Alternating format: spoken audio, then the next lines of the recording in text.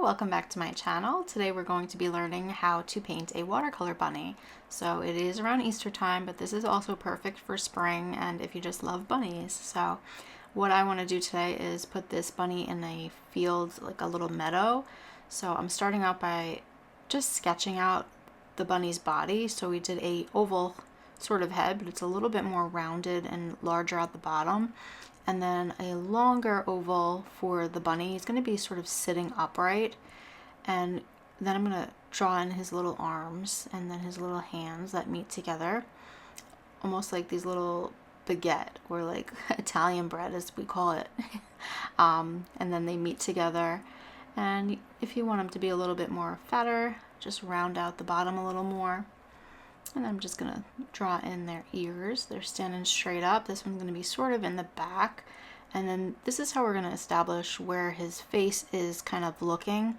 So they have their little noses and they come out a little bit. So I'm just sort of sketching in where the top of his nose would be, like the snout part. And then I'm doing an upside down triangle for his actual nose.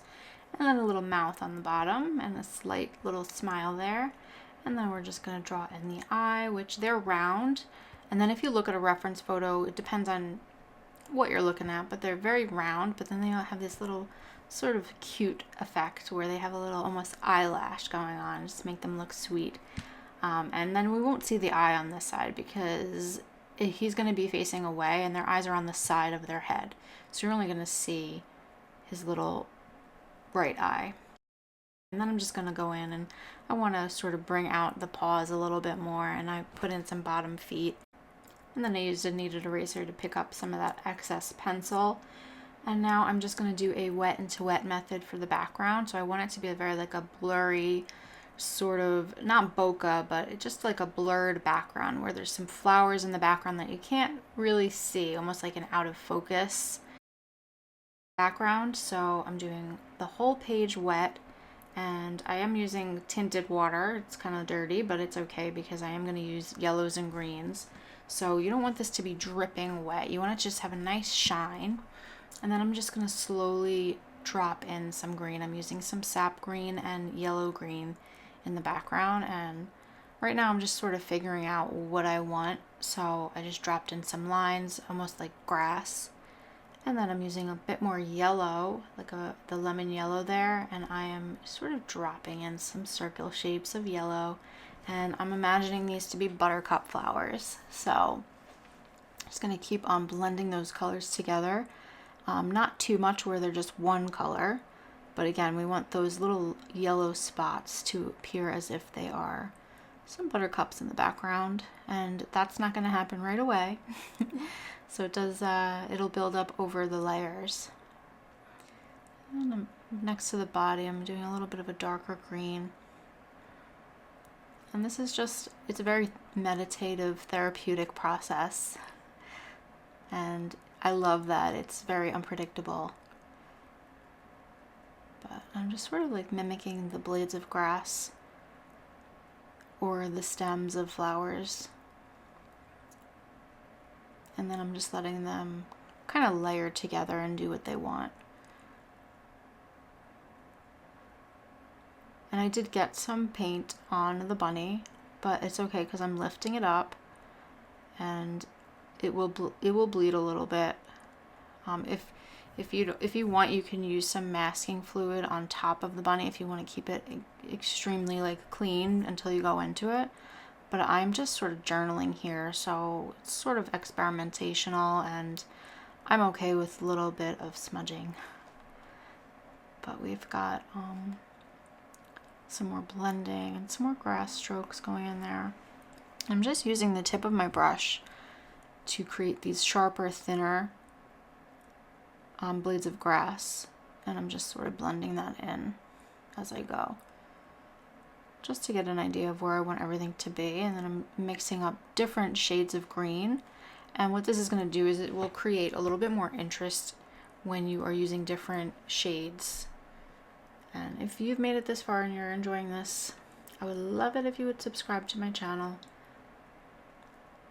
And now what I'm doing is I'm using a dampened brush and I'm lifting up in some areas so that I can drop some more yellow on there so it's a little bit brighter in some spots. So I'm just lifting so I still get that clean of the paper, and I want to put in more flowers.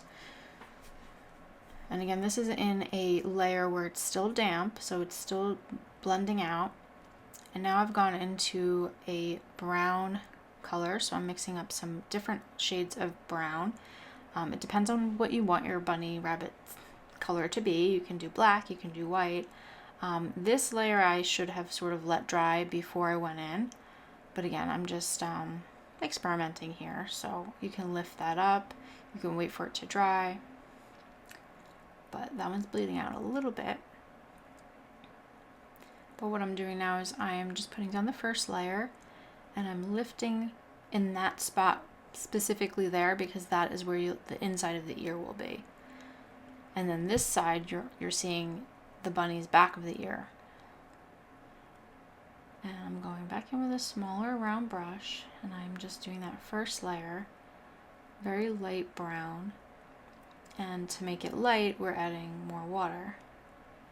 And then we're dropping in some paint as we go. See, I had some grass there, and I'm just scrubbing that, because at this point, it's still able to be lifted. So you see how I scrubbed that area, and this paper is Arches paper in my journal, so it can take some scrubbing. But that's a great way to sort of lift up some paint. And we're still doing lifting on this side, and what I'm going to do is I'm going to drop in a darker color over here to cover up any of that brown tint. So I'm using like a green gold mix for the background, and going around that ear, and then as this layer dries, I'll be able to fix that area. And I'm just doing the same thing. I'm putting my first layer, and I'm varying the amounts of water I'm using to make the pigment either darker or a little bit more of a wash. So this is a very light wash of the brown color. And I'm just going over until I am sort of almost mapping out the shadows. So this is a little bit darker, this is where his little feet will be. And under here there will be a shadow, but I am going to cover this with some flowers in front, so we don't have to worry too much about details.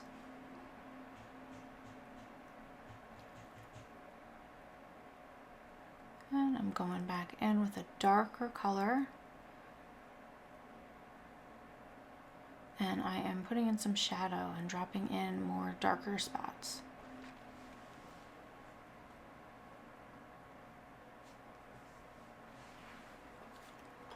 So this will be the top of the ear, and then the inside of the ear will be lighter. So I am just letting that first wash of brown be the inside. If you want it to be a little bit more little more cartoony or even more realistic, you can use like a light pink color, like the inside of a bunny rabbit's ear. But I'm just leaving it that wash.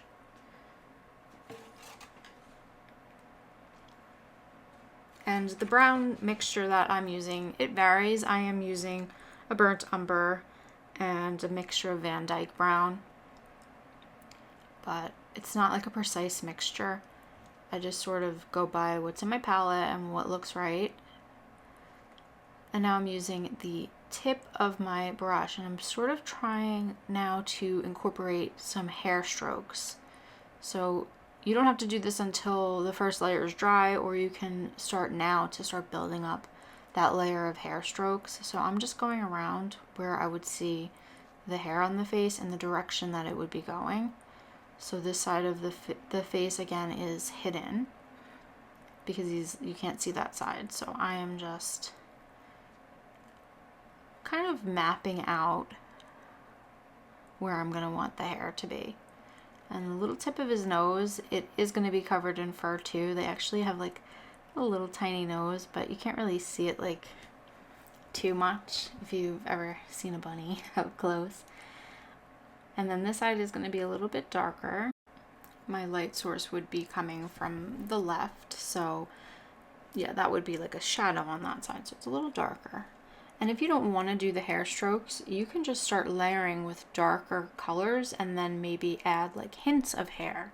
If you're not interested in doing it this way, there's so many ways to do things. So just because I'm doing it this way, it doesn't mean that you have to. But I really do like to build up layers of fur. So I'm doing a lighter layer on the bottom, and then as we go, I will add in some more defined fur, which you will see as we keep going. And now we're going to try to build out that shape of the paw, which they're so cute, they're little paws, but these would be like sticking out a little bit more. Like if you were looking at it from the top, they're coming up further, the little paws.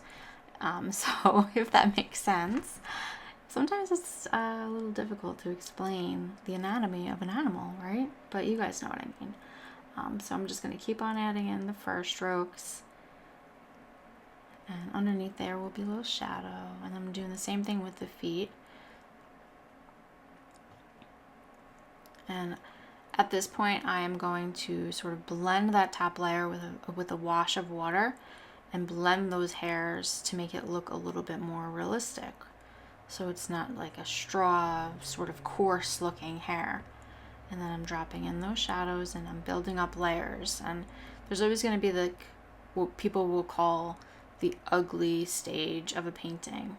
But you just got to keep going and trust the process, if you like that saying. And I'm carving out those feet like I did with the paws, but it's sort of like being carved out of that shape. And I'm leaving that the same first layer as the wash, and I'm just sort of going on and speeding this up a bit. On the ears, I'm doing little quick short strokes because the hair on the ears will be a little bit shorter than it will be on the body.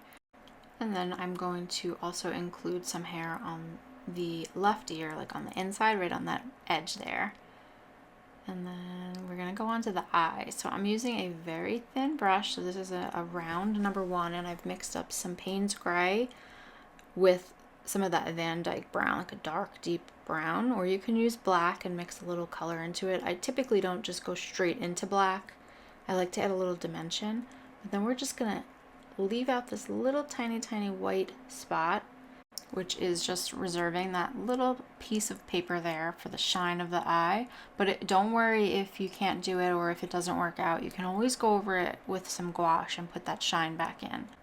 And then I'm using that same mixture for his nose and just sort of mapping out his mouth the same way. We're not going super realistic here, so it's okay to just map it out.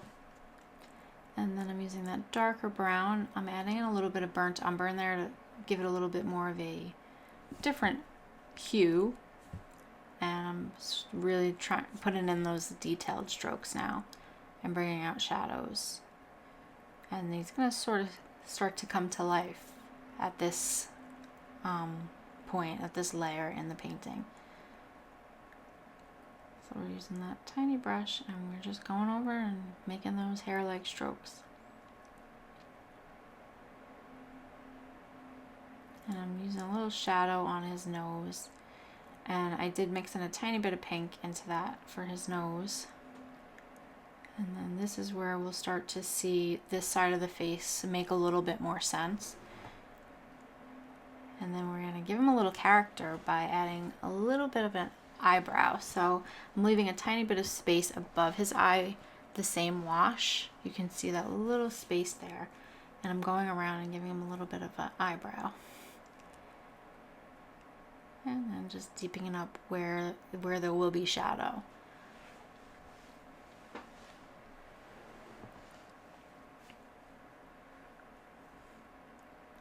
And I just love to watch him come to life. Right now he's looking a little sad, but we'll fix that. He looks like he sees someone in the back, in the distance, like, is he gonna try to get me? And then we're gonna deepen up this ear. And then I feel like this spot right here is what's making him look a little bit confused. I'm going to blend that out a bit.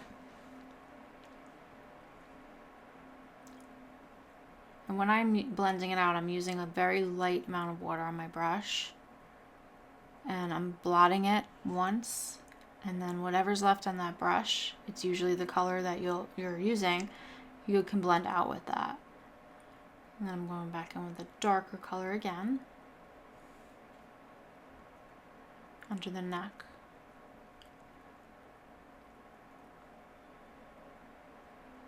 And just those short strokes.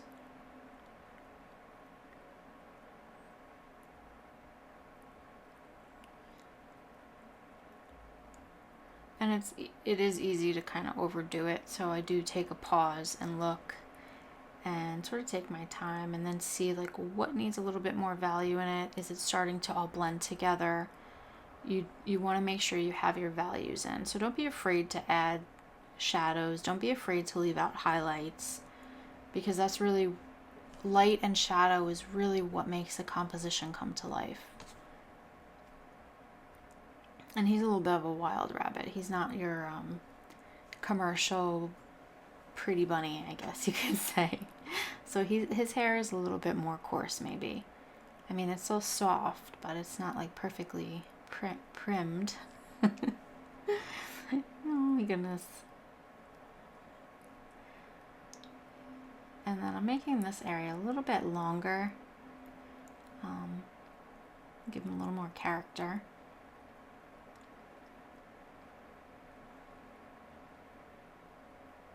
Just slowly working. And then I'm rounding this area out to make it kind of pop out a little bit more. See how that little tiny bit of shadow there made his little, what do you call this little area? His little muzzle area kind of pop out a bit more.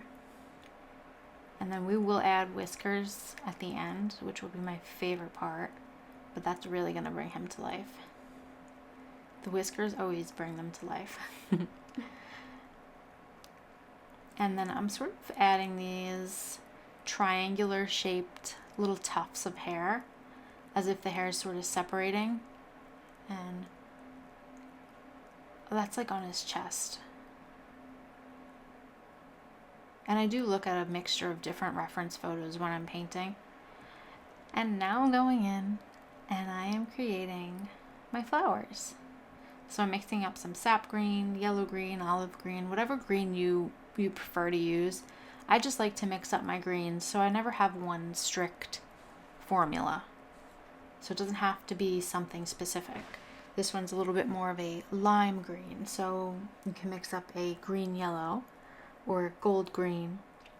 Here you can add in, see that beautiful shade of green? And then you can add in some, if you want to mix up in your greens and deepen them, you can add in some red, brown.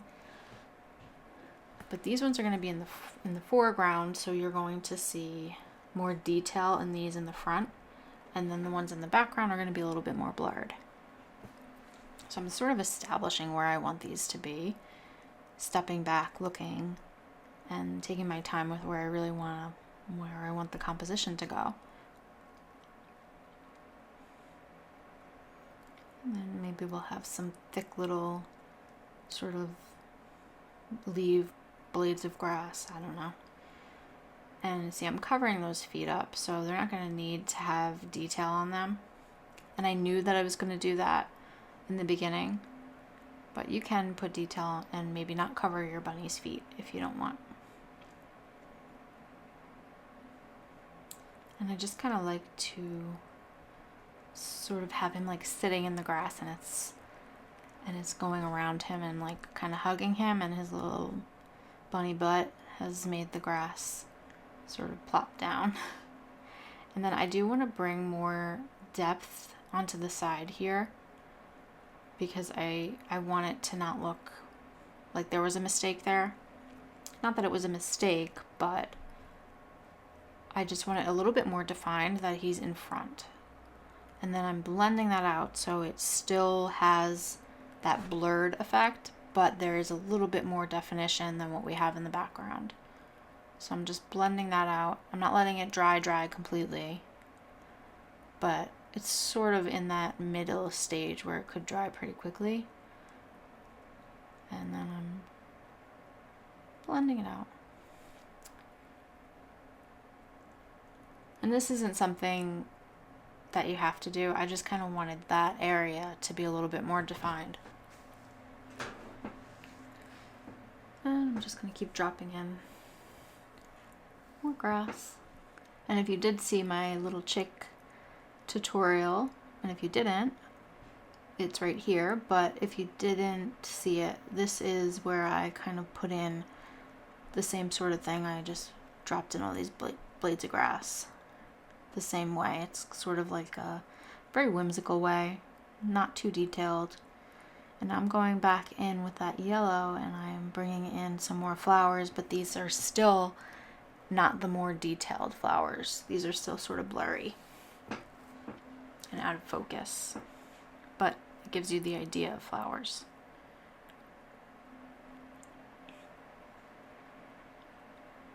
I'm gonna just tap in where I want. And you can do different colors, you can do a totally different scheme, or you can do all different colors.